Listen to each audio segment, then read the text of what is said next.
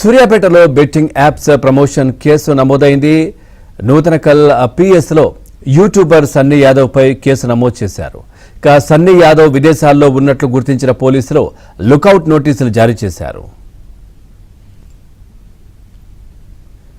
Right, ఇక ఇదే విషయానికి సంబంధించి మరింత సమాచారాన్ని మా కరెస్పాండెంట్ రవి అందిస్తారు. రవి, పూర్తి డీటెయిల్స్ ఏంటి? దీనికి సంబంధించి సన్నీ యాదవ్ పై కేసు నమోదైనట్టుగా తెలుస్తా ఉంది.